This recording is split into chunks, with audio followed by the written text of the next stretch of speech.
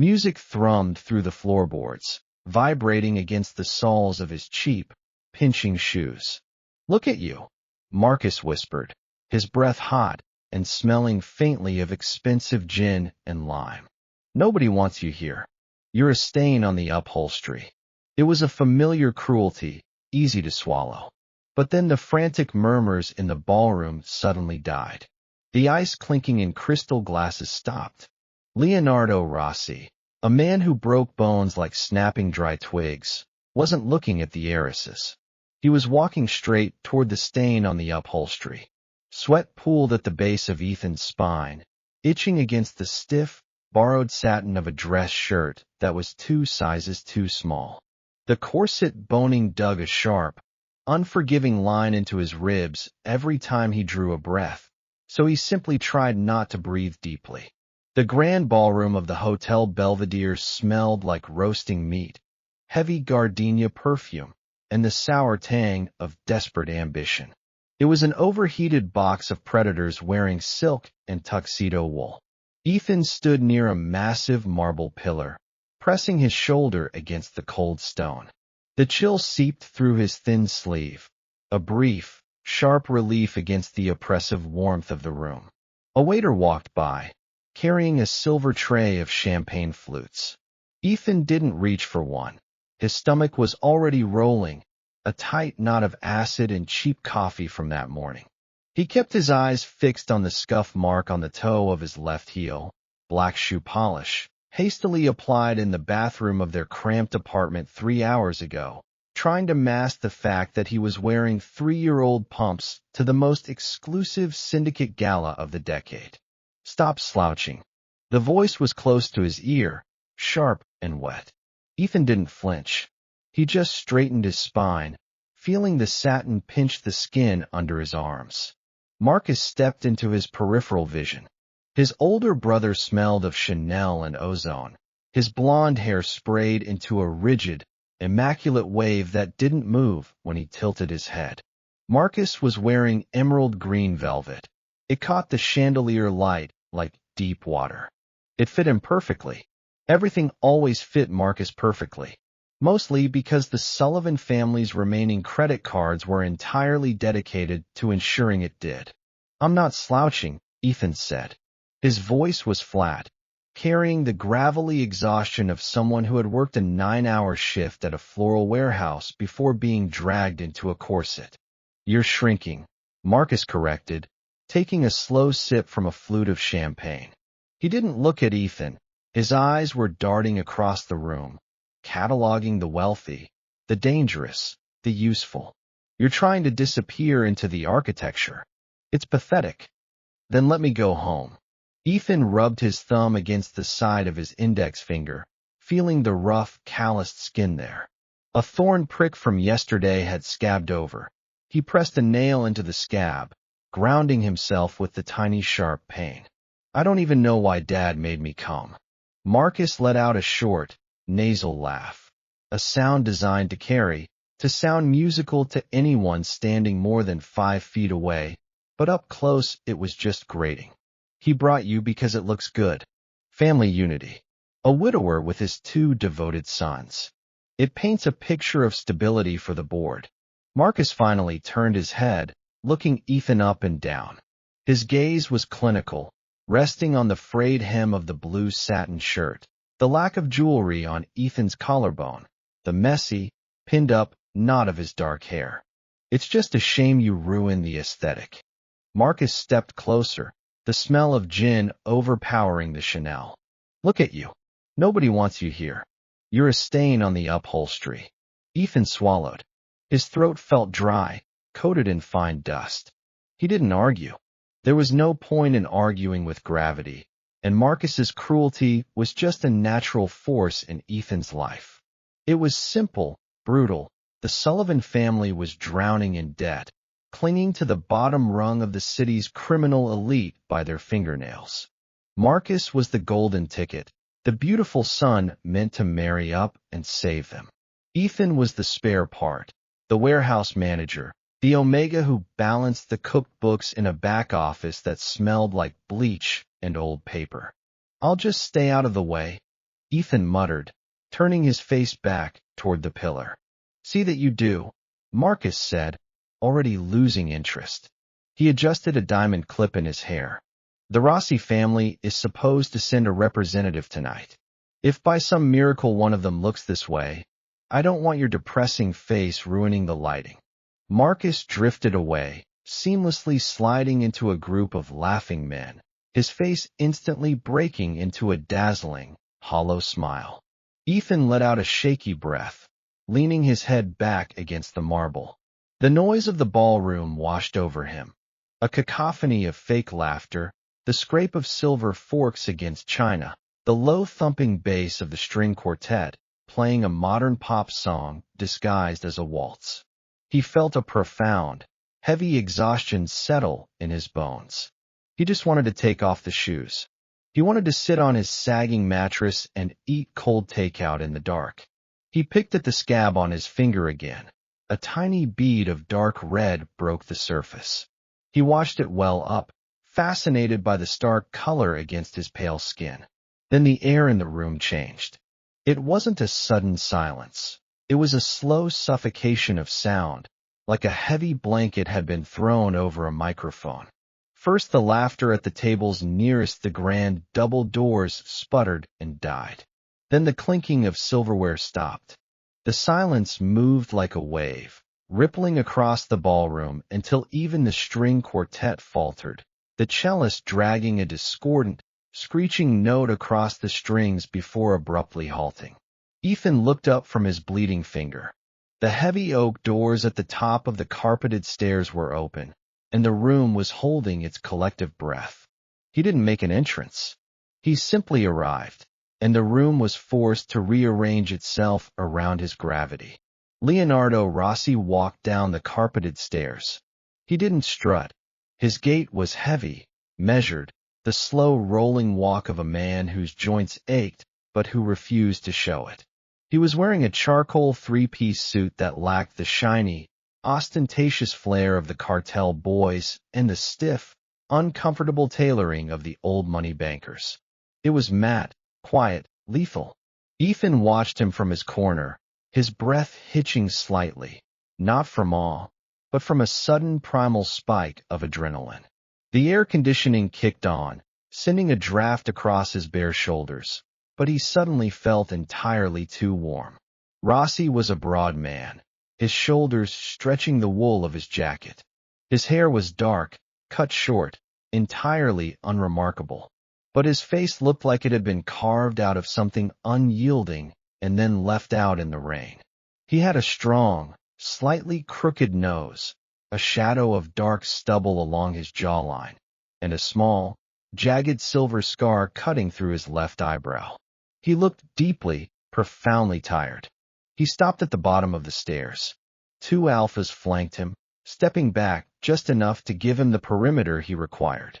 The silence in the room was absolute now. You could hear the faint electrical hum of the chandeliers. Beside the ice sculpture of a swan, Ethan saw his father. The older Omega was pale, nervously dabbing a linen handkerchief against his sweating forehead. Across the room, Marcus had stiffened. His spine was rigid, his chin tilted up, perfectly positioning his neck to catch the light. He looked like a mannequin waiting to be bought. Rossi scanned the room. His eyes were dark, flat, entirely uninterested. He wasn't looking at the glittering suits. He wasn't looking at the faces contorted into desperate, ingratiating smiles. He looked at the exits. He looked at the sight lines. He looked at the shadows. Then his gaze swept across the marble pillar. He stopped. Ethan froze. His heart gave a violent, painful thud against his ribs, knocking the breath out of him. He was looking at him. No, not looking. Staring. It wasn't a look of recognition or desire. It was the heavy, assessing stare of an alpha who had spotted something entirely out of place in his environment. A distance of 50 feet and hundreds of people separated them, but the weight of his attention felt physical, like a hand pressing flat against Ethan's chest. Ethan swallowed hard, tasting bile and cheap mints. He suddenly became hyper-aware of the loose thread hanging from the bodice of his shirt, the blood drying on his thumb. He wanted to look away. Every instinct screamed at him to drop his chin, to hide in the shadow of the pillar. But a stubborn, cynical anger flared in his gut. He was already the joke of the room. He was already the stain. He wasn't going to cower just because the apex predator decided to look at him. So he stared back. He leveled his gaze, his jaw setting into a hard, unimpressed line. Rossi's left eyebrow twitched just a fraction, a micro-expression that barely disturbed the hard lines of his face. Then he started walking. The crowd parted for him before he even had to ask. It was pathetic, really, how quickly the ruthless elite of the city scrambled over each other to clear a path. Men pulled their spouses back by the elbows. Waiters pressed themselves flat against the walls, trays trembling in their hands. He was walking toward the right side of the room, toward the pillar, toward Marcus. Ethan let out a slow, shaky breath, releasing the tension in his shoulders. Of course, he was standing 10 feet behind his brother. The geography of the situation had confused him. Rossi wasn't looking at the Omega in the ill-fitting blue shirt. He was looking at the emerald-clad siren standing in his line of sight. Marcus realized it too. Ethan watched his brother's back stiffen even further. Marcus adjusted his posture, offering a slight, demure angle of his hip. He practically vibrated with victory. Rossi's heavy footsteps ate up the distance. The squeak of his leather shoes on the polished marble floor echoed in the quiet room. Squeak thud, squeak thud. He smelled like rain. That was the first thing Ethan noticed as he got closer. Not cologne, just the stark metallic scent of ozone, wet asphalt, and very faint, expensive tobacco. It cut through the sickening sweetness of the perfume in the room like a cold knife. He reached Marcus. Marcus parted his glossy lips, his voice dropping an octave into a practiced, sultry purr. "Mr. Rossi, it is an absolute honor." He didn't stop. He didn't even break his stride.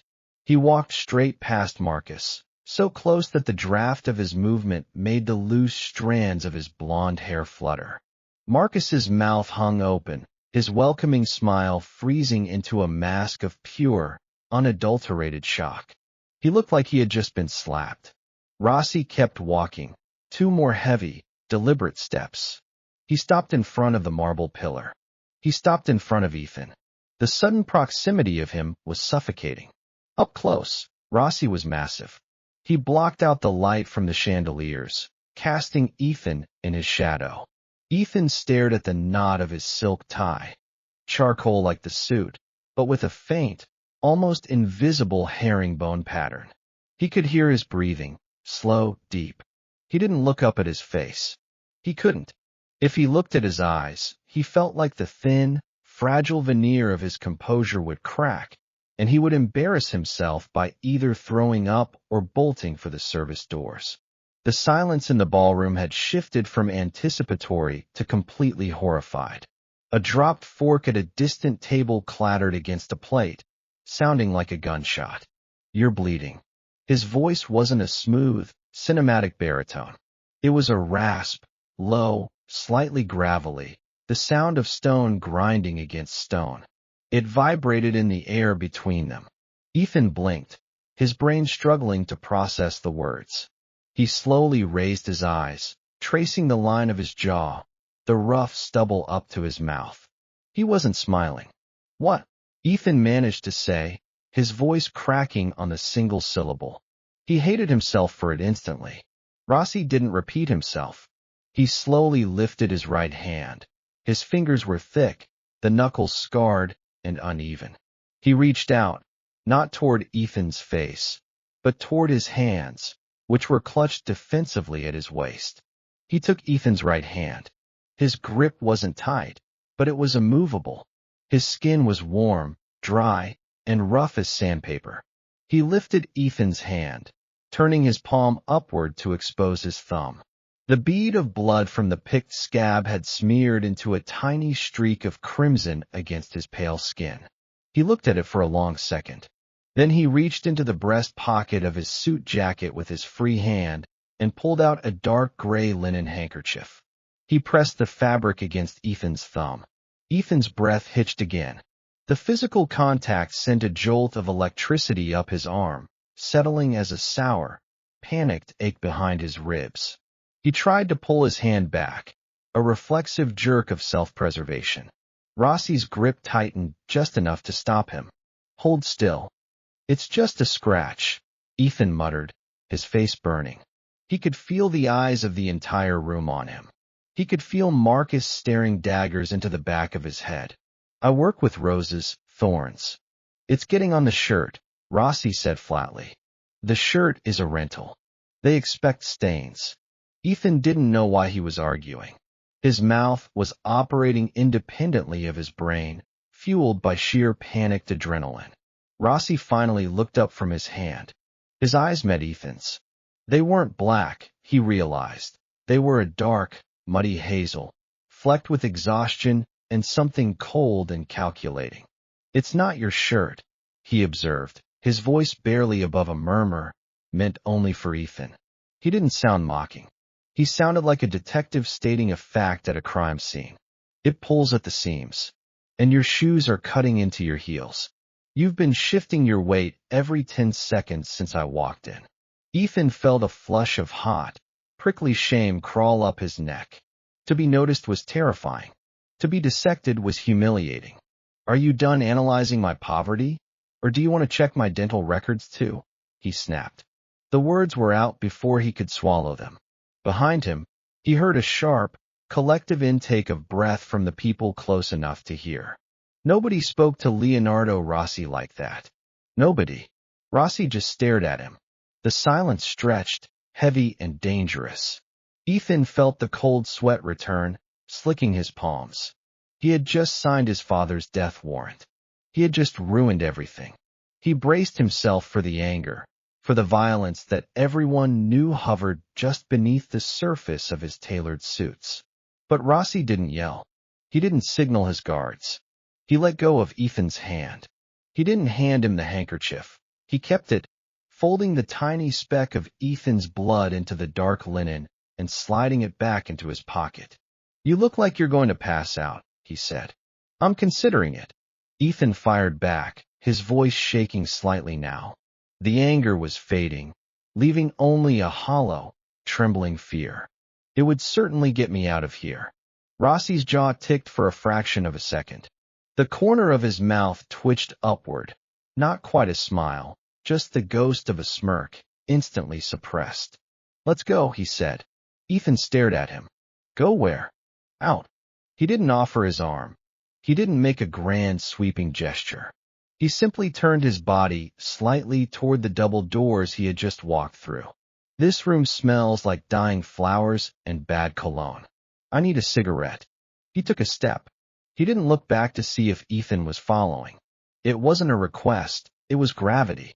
Ethan stood frozen for exactly 2 seconds.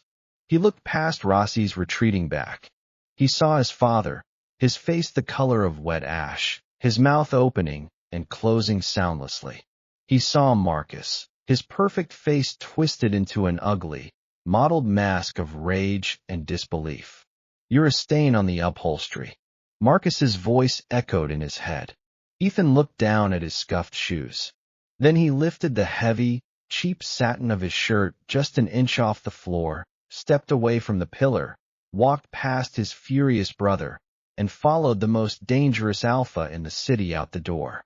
Cold air slapped Ethan across the face the second the heavy metal fire doors clicked shut behind them. They weren't in a grand foyer or a beautifully manicured courtyard. Rossi had bypassed the main exits entirely, pushing through a crash bar into a concrete service stairwell that smelled of stale beer, industrial floor cleaner, and old damp. The sudden drop in temperature was a physical shock. The sweat that had been pooling uncomfortably under Ethan's corset instantly turned to ice. He stopped on the landing, his lungs expanding, dragging in the harsh, unfiltered air. It was the first real breath he felt he had taken all night. A few steps below him, Rossi stopped on a wider landing that opened out onto a grated metal balcony overlooking the alleyway. He didn't say a word. He leaned against the rusted iron railing, turning his back to her, and reached into his jacket pocket. Click-clack. The sharp metallic scrape of a heavy lighter echoed against the concrete walls. A small orange flame flared, illuminating the harsh angles of his profile. He brought it to a cigarette, inhaled deeply, and snapped the lighter shut. Ethan stood frozen on the stairs, his fingers gripping the rough metal banister. The silence stretched, filled only by the distant, muffled thud of the ballroom bass through the thick walls and the low hiss of car tires on wet asphalt somewhere down below. He waited for the catch. Men like Leonardo Rossi didn't rescue Omegas like him from embarrassing social situations out of the goodness of their hearts. They didn't have goodness. They had ledgers. They had debts and leverages and brutal, calculated interests. By walking out of that room with him, Ethan knew he had just shifted himself from a background prop to an active piece on a very dangerous board. You can take the shoes off. His voice floated up to him, rough and quiet, carried on a cloud of gray smoke. He still wasn't looking at Ethan. He was staring down into the dark, trash-strewn alley. Ethan blinked. What? The shoes, Rossi repeated, taking another slow drag. You're leaning all your weight onto your right hip to keep the pressure off your left heel. It looks painful. Take them off. A stubborn flush crept up Ethan's throat. I'm fine. Rossi finally turned his head. The dim, sickly yellow glow of a street lamp from the alley caught the silver scar through his eyebrow. Suit yourself. But there's no one out here to impress, and I don't care if you're barefoot. Your pride is just ruining your posture. It was the utter lack of mockery in his tone that broke him. He wasn't teasing. He was simply diagnosing a mechanical problem and offering the logical solution. Ethan looked down at his feet. The pinched, patent leather pumps were a localized torture chamber. Slowly, feeling utterly ridiculous, he reached down and popped the left shoe off. The relief was so immediate and profound, he almost groaned. He took the right one off next. He stood in his cheap, sheer pantyhose on the freezing concrete landing. It was freezing, but it was real. He walked down the remaining 3 steps to the balcony, holding the offending shoes by their straps in one hand. He stopped a few feet away from him, keeping a safe distance. The smell of his cigarette was harsh and sharp, cutting right through the lingering scent of Marcus's gardenia perfume that seemed permanently stuck in Ethan's sinuses. Why did you do that? Ethan asked. His voice sounded thin in the open air, lacking the bravado he had managed inside the ballroom. Do what? Walk right past my brother. Ethan gripped the railing, the rust flaking off against his palms. He was practically gift-wrapped for you. My father spent 3 months organizing this, so he could stand exactly in your sight line. Rossi flicked an ash over the edge of the railing. I know. Then why humiliate them? I didn't humiliate them, Rossi said smoothly, turning to face him fully. His massive frame blocked out the alleyway light. They humiliated themselves. Your father is a desperate man, Ethan. Desperate men are loud. They reek of it. Hearing his name on his lips sent a strange, uncomfortable shiver down Ethan's spine. It sounded heavy, like it had weight. He owes the syndicate $400,000, Rossi continued, his tone conversational, as if he were discussing the weather. He's been cooking the books at his import business for 2 years to hide it. Did you think a pretty Omega in a green suit was going to make me forget basic accounting? Ethan's stomach plummeted. He knew the business was failing. He managed the floral warehouse side of things, watching the margins shrink month after month. But he hadn't known the scale of the debt. For $100,000. It was a death sentence. So what? Ethan snapped, his fear rapidly converting back into defensive anger. You just decided to use me to twist the knife? To show him that you wouldn't take his bribe, but you'd take his garbage instead? Rossi's eyes narrowed. The faint amber glow from the cigarette cherry illuminated the sudden sharp tightening of his jaw. He dropped the half-smoked cigarette onto the concrete and crushed it slowly beneath the toe of his leather shoe. He took a step toward Ethan. Ethan held his ground, forcing himself not to step back, even as his heart hammered violently against his ribs. "Don't call yourself garbage," he said. His voice was lower now, scraping against the bottom of his register. "It's what he thinks," Ethan shot back, his chin tilting up. "It's what the whole room thought. You walking out with me was a punchline." "I don't make jokes," Rossi said.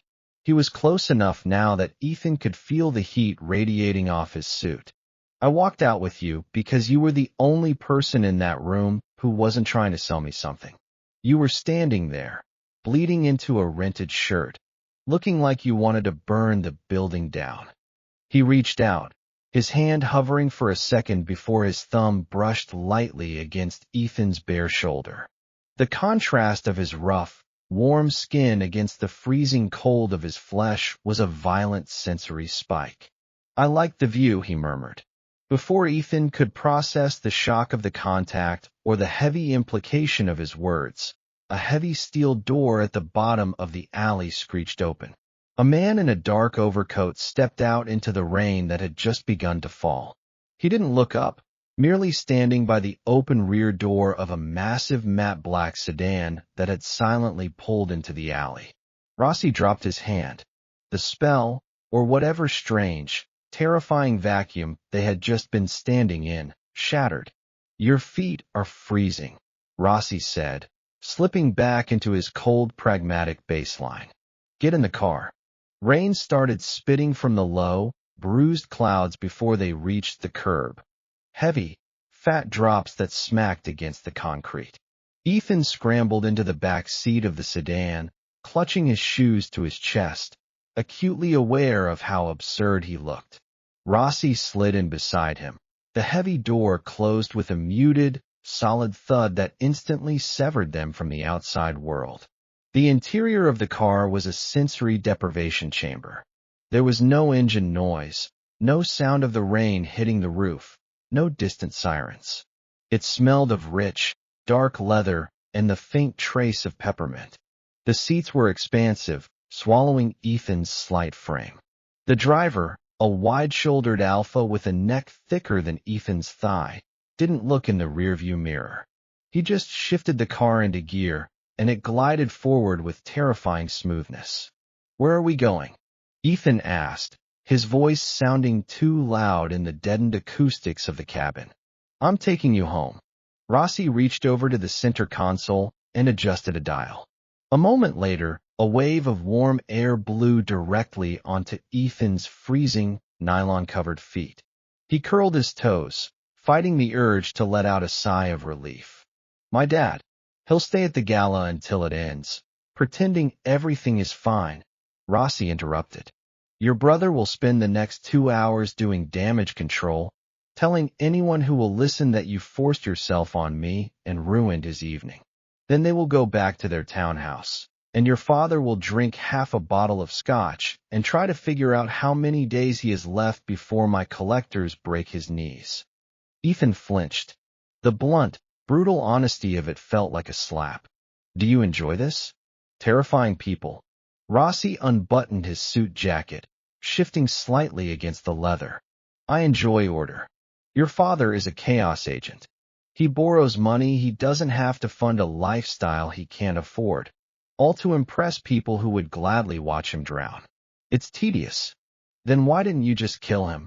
The words slipped out before Ethan could censor them.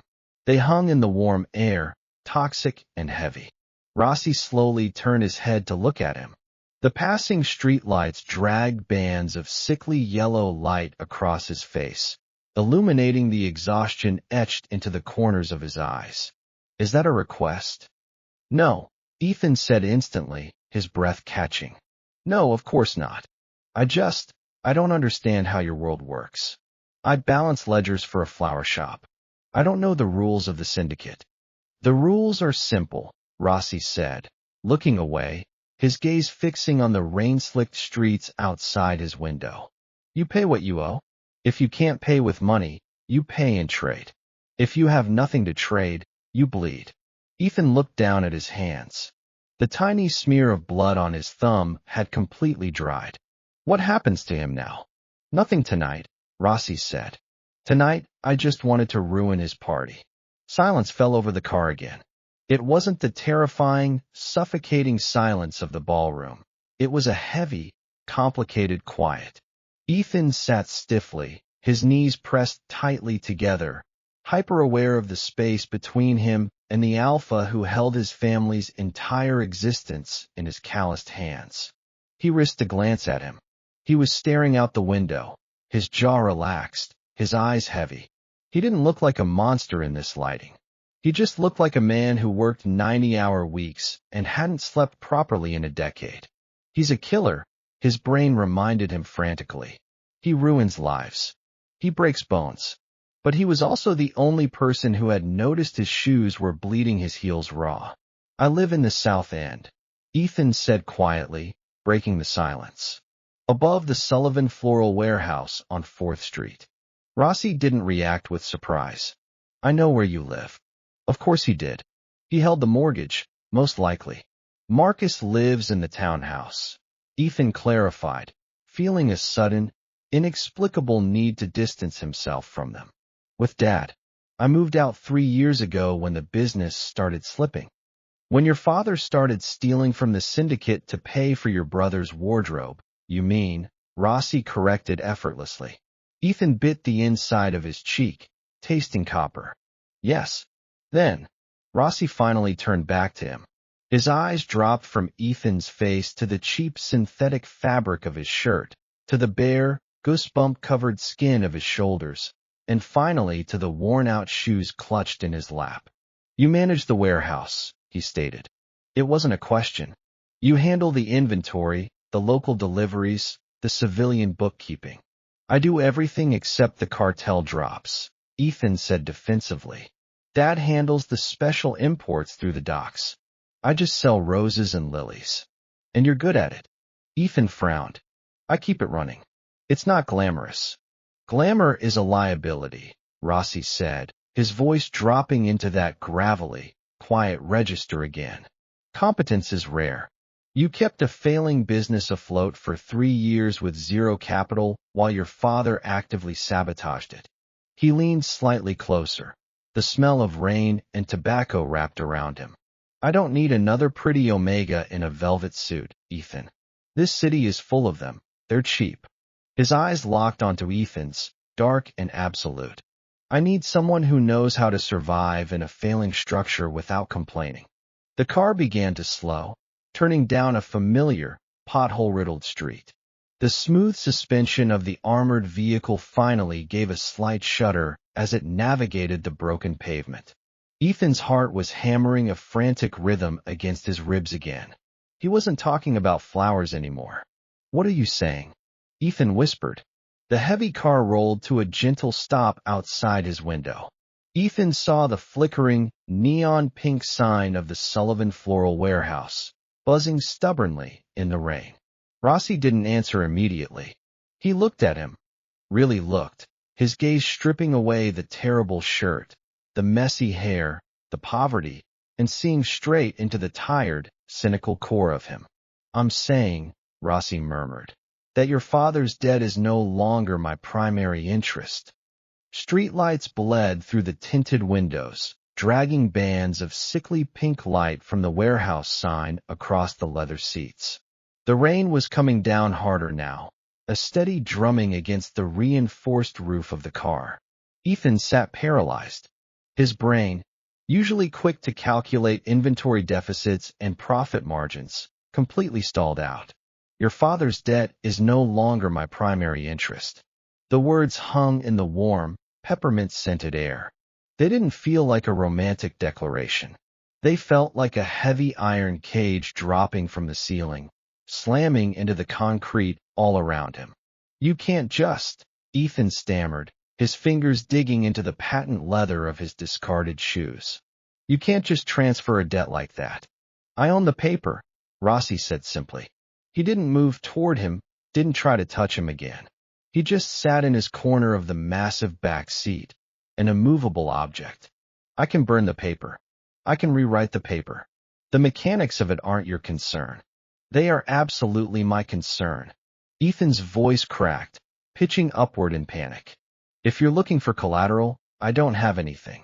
I don't own the warehouse. I rent the apartment upstairs month to month. The shirt is a rental. The shoes are, he looked down at the scuffed black heels in his lap. 3 years old, and mostly glue at this point. I have nothing you want.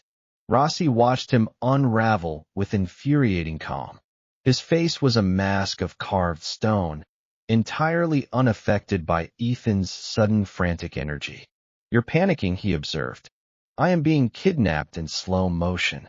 Ethan practically yelled, gesturing wildly at the locked, bulletproof doors. The door is unlocked. Ethan froze, his arms suspended in midair. Bruno unlocked the doors the second we put the car in park, Rossi continued, his voice low, steady, entirely devoid of threat. You are free to open it. You are free to walk up to your apartment, take off that ridiculous corset, and go to sleep. I'm not a monster under your bed. Ethan slowly lowered his arm. He glanced at the heavy chrome door handle. It looked miles away. Then what do you want? He asked, his voice dropping back to a raspy whisper. People like you don't do favors. If my dad's debt isn't the interest, what is? Rossi shifted his weight, turning slightly toward him. The pink neon light caught the harsh lines of his jaw. I want you to come to my office on Monday. Ethan blinked. Your office? Yes. At the holding company downtown. 10 a.m. To do what? To look at a ledger. Rossi reached into his jacket pocket. Ethan flinched reflexively, expecting a gun, a knife, something sharp. Instead, he pulled out a small, heavy piece of cream-colored cardstock. He held it out to him, pinching it between his scarred index and middle fingers. Ethan stared at it like it was a live grenade. Slowly, tentatively, he reached out and took it. It was thick, textured paper, embossed in the center with a single elegant letter. R. No phone number, no address, just the letter. My syndicate has operational leaks, Rossi said, leaning back into the shadows of the seat. Money is bleeding out of our shipping divisions. My accountants tell me everything is fine. My gut tells me they are lying. Ethan clutched the card. And you want me to look at it? I run a flower shop, Rossi. I buy bulk baby's breath. I don't know how to audit a cartel. You know how to stretch a dollar until it screams, he countered, his eyes locking onto Ethan's. You know how to hide a failing infrastructure from aggressive creditors. You're cynical, you're exhausted, and most importantly, he paused, the corner of his mouth ticking up in that ghost of a smirk she had seen in the ballroom. You don't care enough about my men to lie to protect them. If they are stealing from me, you'll see it. Because you're used to looking for the rot. Ethan sat in stunned silence. The absolute absurdity of the situation washed over him. 2 hours ago, he was a piece of invisible trash hiding behind a pillar. Now the most lethal alpha in the city was trying to headhunt him for a forensic accounting job in a criminal empire. And if I say no? He asked, his voice barely audible over the rain. If I don't show up on Monday? Rossi didn't blink. The warmth in his eyes, the slight amusement, vanished instantly, replaced by a cold, flat emptiness that made Ethan's stomach cramp. Then your father owes me $400,000 by Wednesday, Rossi said softly. And Bruno will be the one knocking on the townhouse door to collect. It wasn't a shout. It wasn't a snarl. It was a simple, factual statement of cause and effect. Ethan swallowed hard. The metallic taste of adrenaline coated his tongue. It was a trap. A brilliant, perfectly executed trap. He wasn't taking him hostage with a gun. He was taking him hostage with a job offer and a guillotine suspended over his family's neck. He looked at the card in his hand. The embossed felt rough against his thumb. He didn't know his father anything. He had ruined their lives, had fed him to Marcus's vanity for years.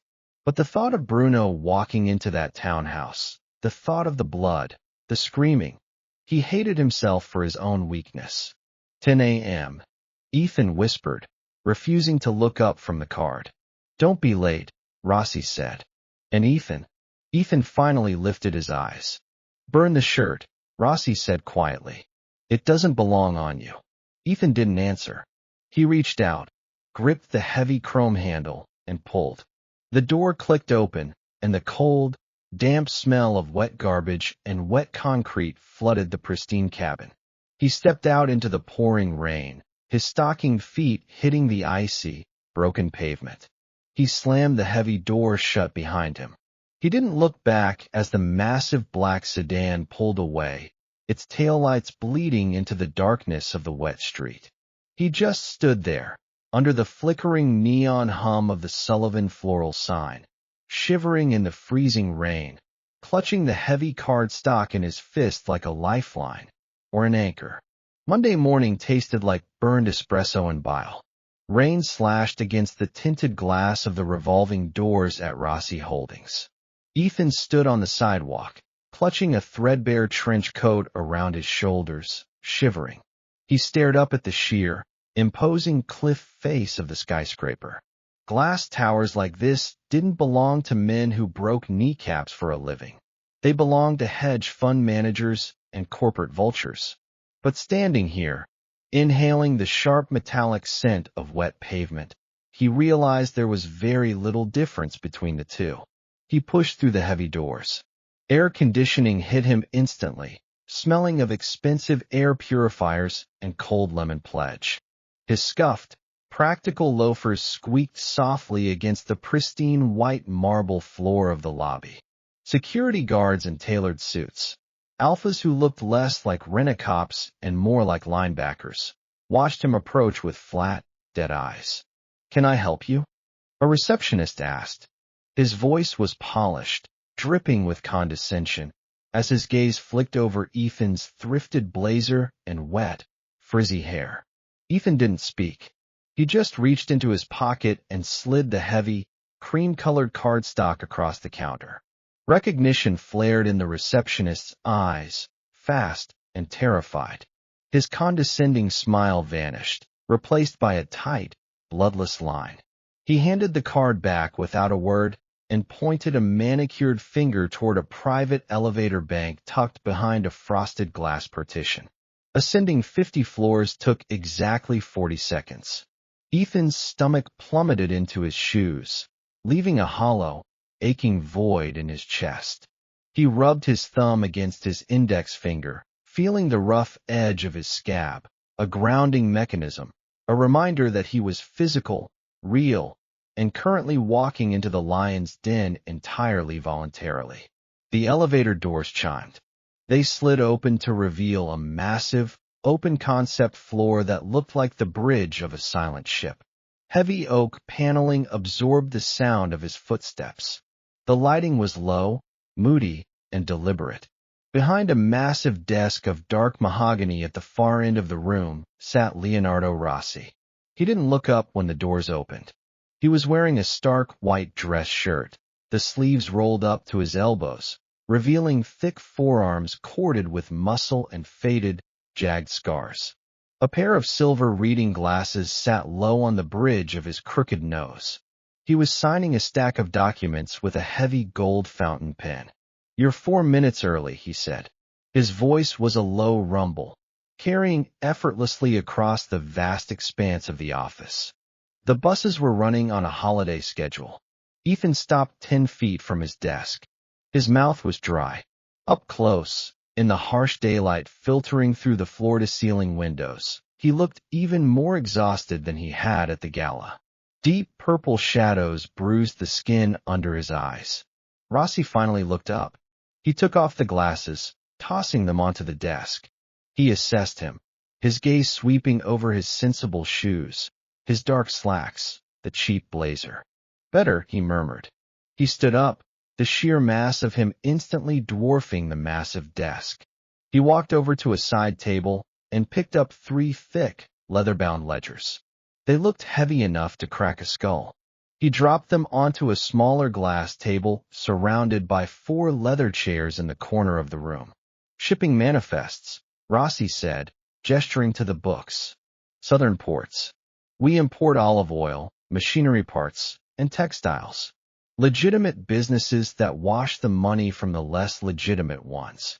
Ethan walked over, hovering by the chairs. He could smell his cologne now, same ozone and tobacco scent from the alley, but mixed with the sharp, clean smell of heavily starched cotton. And the leak? He asked, keeping his voice strictly professional. 3 million over the last 2 fiscal quarters, Rossi stated, pouring a glass of water from a crystal carafe and sliding it across the table toward him. My accountants tell me it's inflation, spoilage, increased tariffs. You don't believe them. I believe in math, Rossi countered, leaning against the glass table, crossing his arms over his broad chest. Math doesn't have an ego. Math doesn't skim off the top to pay for a mistress in South Beach. If the numbers are bleeding, someone cut the vein. Ethan looked down at the dark leather of the top ledger. The gold-embossed dates stared back at him. This was cartel money, blood money. If he found the leak, he wouldn't be securing a bonus for a corporate team. He would be signing a death warrant. His fingers trembled slightly as he reached out and traced the spine of the book. Are you afraid? Rossi's question was quiet. It lacked judgment. Yes, Ethan answered honestly. Lying to an alpha who could read heart rates from across a room seemed entirely pointless. If I find the missing money, what happens to the person who took it? That is none of your concern. It becomes my concern the second I draw a red circle around their name. Ethan finally looked up, meeting his muddy hazel eyes. He expected to see anger. He saw only a heavy, crushing gravity. Your concern, Rossi said, pushing off the table and stepping into his personal space, is the $400,000 your father owes me. Your concern is the fact that you are currently standing in my office doing a job that keeps his kneecaps intact. Do not confuse yourself with a judge, Ethan. You are an auditor. He reached out, his rough, calloused fingers brushing against the sleeve of his blazer. Sit down. Drink the water.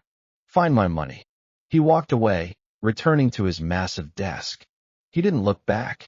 Ethan let out a breath he hadn't realized he was holding. He pulled out the leather chair, sat down, and opened the first book. The smell of old paper and ink washed over him. A familiar smell, a safe smell. He picked up a mechanical pencil and started to dig.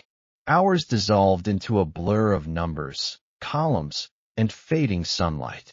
The silence in the massive office was absolute, broken only by the rhythmic scratch of Ethan's pencil, the turning of heavy parchment pages, and the occasional muffled chime of Rossi's secure phone. He never took calls on speaker. He spoke in low, clipped Italian, his tone never rising above a dangerous murmur. Ethan didn't take a break. His bladder ached, and a dull, throbbing headache had taken root at the base of his skull. But a strange, hyper-focused adrenaline had hijacked his nervous system. The books were perfect. That was the first problem. Legitimate warehouse ledgers were never perfect. They were messy. Inventory got dropped. Forklifts ran over crates. Rats ate grain. A perfectly balanced ledger in a physical import business was the mathematical equivalent of a crime scene wiped clean with bleach. It was too clean. Rain lashed violently against the glass behind him. The sky over the city had turned the color of a bruised plum. Eat. A white porcelain plate slid onto the glass table, covering his notes. The sharp, overwhelming smell of roasted garlic, seared steak, and rosemary hit his nose, making his stomach contract violently. Ethan blinked, looking up. The room was dark, illuminated only by the warm amber glow of a few brass desk lamps. Rossi was standing beside him, holding a matching plate and 2 heavy crystal tumblers filled with amber liquid. What time is it? Ethan croaked. His throat felt like sandpaper. Past 8, Rossi said, sitting in the chair directly across from him. He pushed one of the tumblers toward him. Drink it. It'll help the headache. Ethan looked at the whiskey. He hesitated, then picked it up and took a small sip. It burned like liquid fire going down, blooming into a heavy, intoxicating warmth in his chest. He picked up a fork and practically inhaled a piece of the steak. It was the best thing he had ever tasted. Rossi watched him eat. He didn't touch his own food. He just leaned back, swirling the whiskey in his glass, watching him with that same intense, unblinking focus. "You found something," he stated. Ethan swallowed, wiping his mouth with a linen napkin. The food had grounded him, bringing his brain back online. He looked down at the 3 pages of dense, scribbled notes he had compiled. "Your accountants are idiots," he said. A tiny, dark spark of amusement flared in Rossi's eyes. "Enlighten me." "They're looking at the big-ticket items," Ethan explained, pulling his notepad out from under the plate. He tapped the end of his pencil against the paper. "They're auditing the heavy machinery, the imported cars, the bulk textiles. But whoever is stealing from you isn't taking entire shipping containers of sports cars. That's too loud. They're stealing from the dirt." Rossi leaned forward, resting his elbows on the glass table. "The agricultural imports." "Exactly." Ethan flipped open the second ledger, pointing to a column of neat black ink. "Olive oil, bulk citrus, and floral imports. It's a volume game. You import 10,000 crates of oranges from Sicily. The ledger says 2,000 crates spoiled in transit due to a faulty refrigeration unit on the cargo ship. The insurance writes it off as a loss. The books balance perfectly, but the refrigeration unit wasn't faulty." Rossi murmured, his voice dropping dangerously low. No. Ethan shook his head. "Because I cross-referenced the maintenance logs for those specific vessels. The units were serviced a week before departure. There was no spoilage. The 2,000 crates arrived perfectly fine." "So where did they go?" "They were sold off-book the second they hit the docks in Miami." Ethan's heart was hammering against his ribs. He was speaking the language of thieves to the king of them. Cash transactions, untraceable. The money never enters the holding company's accounts. It just disappears into someone's pocket. And because agricultural goods are perishable, nobody questions a 20% loss rate. It's genius, honestly. Rossi didn't speak. He stared at the ledger. The silence in the room grew heavy, suffocating, completely devoid of the faint, dark amusement from a moment ago. The air pressure seemed to drop.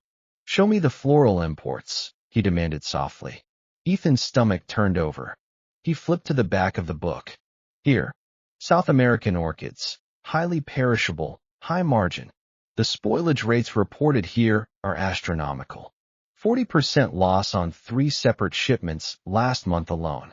Rossi's finger, thick and scarred, traced the line of ink on the page.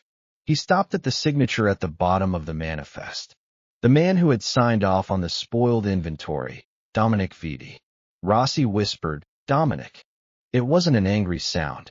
It was the sound of a heavy, rusted vault door clicking shut. Ethan knew the name. Everyone in the South knew the name. Dominic Vitti was Rossi's underboss, the alpha who ran the docks, a man who was supposed to be as loyal as a hunting dog. He watched Rossi process the betrayal. He didn't throw his glass. He didn't yell. The terrifying stillness that settled over him was infinitely worse. He looked like a man standing over a grave he was about to fill. "Are you absolutely certain of these numbers?" Rossi asked. His eyes met Ethan's. They were entirely black now, muddy hazel swallowed by blown-out pupils. "I balanced the books for a floral warehouse," Ethan whispered, his voice trembling despite his best efforts.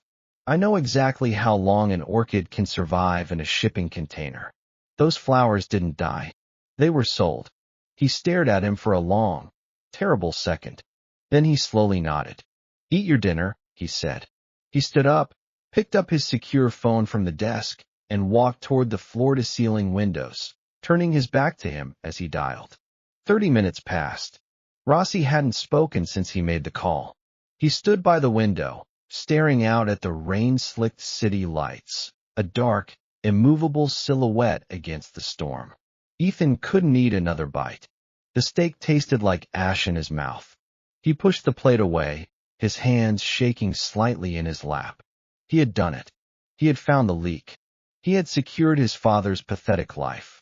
But as he sat in the dim, oppressive quiet of the office, the reality of his actions crashed into him. He hadn't just solved a math problem. He had aimed a weapon. The secure elevator chimed. The sound was shockingly loud in the silent room. Ethan jumped, his chair squeaking against the hardwood floor. The door slid open.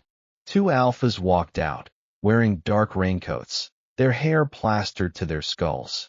Between them, stumbling and bleeding from a split lip, was Dominic Vitti. Ethan clamped a hand over his mouth, muffling a gasp. Dominic's expensive suit was ruined, soaked with rain and mud. His eyes were wide, darting frantically around the room until they landed on the back of Rossi's head. "Boss," Dominic wheezed, his voice panicked and wet. "Leo, I swear to God, I don't know what this is about. They just grabbed me from the restaurant." Rossi turned slowly from the window. He didn't look angry. He looked profoundly, terribly bored. He walked past Dominic, ignoring the alpha's frantic pleading, and walked straight to the glass table where Ethan sat frozen. He picked up the ledger he had been working on. He carried it over to Dominic. He held it up, displaying the page with the orchid shipments. 40% spoilage, Dom, Rossi said, his voice a conversational murmur. On 3 consecutive shipments. Dominic's face drained of all color, leaving him looking like a wax corpse under the dim lights. The refrigeration was fully operational. Rossi interrupted smoothly. "I know, because the Omega sitting in that chair just spent the last 9 hours dismantling your pathetic, greedy little side hustle." Dominic's panicked gaze snapped to Ethan. Pure, unfiltered hatred flared in his eyes. "Him? You're taking the word of a drunk son? A warehouse rat. He doesn't know shit." Rossi didn't hit him. He just looked at the 2 alphas holding Dominic. One of them reached into his coat. "No!" Ethan screamed, scrambling out of his chair. The heavy leather seat tipped backward, crashing onto the floor. "Rossi, don't. You don't have to do this here." Rossi held up a single hand. The alpha in the coat froze. Dominic was shaking violently now, sobbing, his knees giving out so that he hung suspended by the grips of the 2 guards. Rossi turned to look at Ethan. He was panting, his chest heaving, tears of sheer terror pricking the corners of his eyes. "You found the rot," Rossi said, his voice terrifyingly gentle. "You don't cure rot by ignoring it. You cut it out." "Then cut it out somewhere else," Ethan pleaded, his voice cracking. "I'm an accountant. I'm not a butcher. Please." He wasn't begging for Dominic's life. He knew the alpha was already dead. He was begging for his own sanity. He couldn't watch a man die over a spreadsheet he had audited. Rossi stared at him. He looked at his trembling hands, his pale face, the sheer desperate humanity of his panic. Slowly, the tension drained from his broad shoulders. He looked back at his men. "Take him to the docks," Rossi ordered flatly. "Put him in a container. Let him see how long he lasts without refrigeration." "Leo, please, Leo." Dominic screamed as the men dragged him backward toward the elevator. The door slid shut, cutting off his frantic begging with a heavy metallic seal. The silence rushed back into the room, louder and more deafening than before. Ethan stood paralyzed behind the glass table. His legs felt like water. He reached out, gripping the edge of the glass tight enough to turn his knuckles white, just trying to stay upright. Rossi walked slowly back to the table. He picked up the heavy, leather chair he had knocked over and set it right. He didn't sit down. He stood in front of him, closing the distance until the toes of his expensive shoes touched the scuffed leather of his loafers. He reached out. Ethan flinched violently, closing his eyes, but his hands didn't grab his neck. His thick, rough fingers gently grasped his trembling wrists, prying his death grip off the edge of the glass table. His hands were incredibly warm. "Breathe," he commanded softly. Ethan opened his eyes. He was standing inches away, his massive frame completely blocking out the storm outside. "You just killed him," Ethan whispered, a tear finally spilling over and tracking hotly down his cold cheek. He killed himself the second he stole from me, Rossi corrected, his thumbs rubbing slow, steady circles over the fragile pulse points of his wrists. You just handed me the shovel. I don't want this, he choked out, trying to pull his hands away. But his grip, while gentle, was entirely unbreakable. I don't want to be part of this. It's too late for that, Rossi murmured. He let go of his wrists, sliding his hands up his forearms to grip his shoulders. He pulled him slightly closer, forcing him to look up at him. You walked out of that ballroom with me. You sat at my table. You tore apart my empire with a pencil and 3 pages of notes. He leaned down, his mouth hovering just inches from his ear. The smell of tobacco and ozone wrapped around him, suffocating and completely intoxicating. Your father's dead is clear, Rossi whispered, the gravel in his voice vibrating against his skin. But you work for me now. You belong to the numbers, Ethan, and the numbers belong to me. He pulled back just enough to look into his eyes. There was no romance there, no soft, predictable fairy tale ending. It was a contract signed in blood and red ink. It was terrifying. It was dark. And as Ethan looked up at the monster who had finally seen his worth, he realized with a sickening, cynical thrill that he had absolutely no intention of running away. The next morning, Ethan woke in his cramped apartment above the floral warehouse, the taste of whiskey and fear still coating his tongue. Sunlight filtered through the grimy window, catching the dust motes that danced in the stale air. He stared at the ceiling for a long moment, waiting for the panic to set in. It didn't come. Instead, a strange, hollow calm settled over him. The calm of someone who had already hit rock bottom and found that the ground was surprisingly solid. He showered, dressed in the same sensible blazer and slacks from yesterday, and walked to the kitchen to make coffee. His hands were steady. That surprised him most of all. 24 hours ago, he had been a nobody, a stain on the upholstery, a joke in a borrowed shirt. Now he was the personal auditor of Leonardo Rossi. The thought should have terrified him. It did terrify him. But underneath the terror, there was something else, a flicker of dark, cynical satisfaction. The phone in his pocket buzzed. He pulled it out, expecting a message from his father or Marcus, demanding to know what he had done. Instead, the screen displayed an unknown number. He answered cautiously. Hello. Be at the office by 9. Rossi's voice was a low, gravelly rumble, entirely devoid of pleasantries. There's another shipment manifest I need you to review. Bruno will pick you up. The line went dead before Ethan could respond. He stared at the phone for a moment, then let out a shaky breath. Bruno will pick you up. Of course. He wasn't going to be trusted to find his own way anymore. He was being watched, transported, managed. The cage was gilded, but it was still a cage. The black sedan arrived 20 minutes later. Bruno, the same stoic alpha from the alley, didn't speak as Ethan slid into the back seat. The drive to the skyscraper was silent, the city blurring past in streaks of gray and neon. Ethan pressed his forehead against the cool glass and watched the streets transform from the familiar decay of the South End to the polished sterility of the financial district. When he arrived at Rossi's office, the man was already behind his desk, a fresh stack of ledgers waiting on the glass table. He didn't look up as Ethan entered, just gestured vaguely toward the chair. The Southern Port manifests are on top. Start there. Ethan sat down, opened the first book, and began to work. The hours melted away, the familiar rhythm of numbers and columns providing an odd sense of comfort. He had always felt safest in the margins of a ledger, where the chaos of the world could be reduced to neat columns of ink. He found 2 more discrepancies before lunch. A shipment of damaged textiles that had mysteriously reappeared in a secondary market, and a customs fee that had been double paid to a shell company.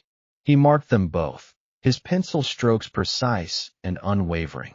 At noon, Rossi walked over and set a takeout container on the table. Eat. You can't audit on an empty stomach. Ethan looked up, surprised. You brought me lunch? I had Bruno pick it up. He's also your security detail now. Don't argue. Rossi sat down across from him, watching him with that same unblinking intensity. Your father called this morning. Ethan's stomach tightened. What did he want? To plead? To deny? To offer his other son as collateral? Rossi's expression didn't change, but something dark flickered in his eyes. Marcus, apparently, is much more pleasing to the eye. Your words. Ethan felt a bitter laugh escape his throat. Of course he did. He's never been subtle. No, Rossi agreed. He's not. Which is why I told him that his debt was already paid, and that his other son was no longer his to offer. He leaned forward slightly. You're not a bargaining chip anymore, Ethan. You're an asset, and I don't trade assets. The words landed heavily in the space between them. Ethan didn't know how to respond. He hadn't expected protection. He hadn't expected anything from this man except cold, transactional demands. But Rossi's voice, when he said asset, carried a weight that made Ethan's chest ache. The floral shipments from Colombia are due next week, Rossi continued, shifting back to business as if the moment hadn't happened. I want you to review the manifests before they arrive. If there's a pattern, I want to know about it before the crates hit the dock. Ethan nodded, his mind already calculating. I'll need access to the dock's arrival logs. The manifests alone won't tell me if the inventory matches reality. Bruno will arrange it. Rossi stood, his chair scraping softly against the floor. And Ethan, he paused, his hand resting on the back of the chair. The necklace from last night. You weren't wearing any jewelry. What? Ethan blinked at the abrupt change of topic. I don't own any. Marcus always took anything our mother left behind. Rossi's jaw tightened almost imperceptibly. That will change. He walked away, leaving Ethan staring at his retreating back, his heart hammering with a strange, unfamiliar mix of confusion and anticipation. That evening, a small velvet box appeared on the glass table. Inside was a simple silver chain with a single, unadorned pendant, modest, elegant, and entirely unexpected. There was no note. There didn't need to be. Ethan held it in his palm, the metal cool against his skin. He knew, with a certainty that chilled and thrilled him in equal measure, that he was no longer just a weapon in Rossi's arsenal. He was being claimed. And somewhere deep in the dark, cynical core of him, a voice whispered that he had no intention of resisting. The debt was paid, but the contract, the real one, was only beginning.